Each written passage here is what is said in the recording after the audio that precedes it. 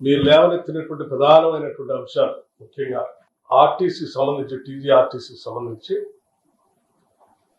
గుర్తింపు ఎన్నికలు నిర్వహించుకోవటానికి ప్రభుత్వం అంగీకరించిందని చెప్పారు. అలాగే మరొక ప్రధానమైనటువంటి అంశం దశాబ్దాల పైబడి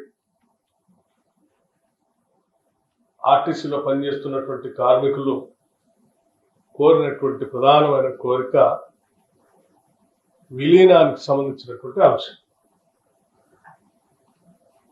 ఈ విలీనానికి సంబంధించినటువంటి అంశంపై కూడా సుదీర్ఘంగా చర్చించిన తర్వాత ఆర్టీసీ విలీన ప్రక్రియకి సంబంధించి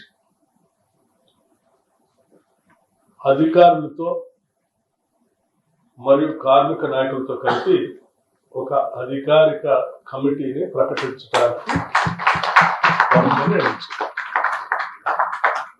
అంశాలను కూడా లోతుగా అధ్యయనం చేసి ఇరుపక్షాలు కూడా ఉన్న పరిస్థితులు అర్థం చేసుకున్న తర్వాత ఈ డిఆర్సీ సంబంధించి 11%కి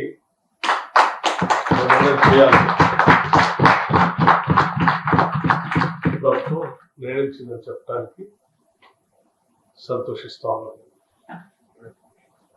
చర్చించి సాధ్యమైనంత మేరకు అన్ని అంశాలని పరిష్కరించుకోవడం కోసం ఆర్టీసీ యాజమాన్యాన్ని చొరవ చూపించి వెంటనే ఆ చర్చలు కూడా ప్రారంభించి కార్యాచరణ ముగించవలసింది కూడా ఆర్టీసీ యాజమాన్యాన్ని ప్రభుత్వం ఆదేశిస్తాం.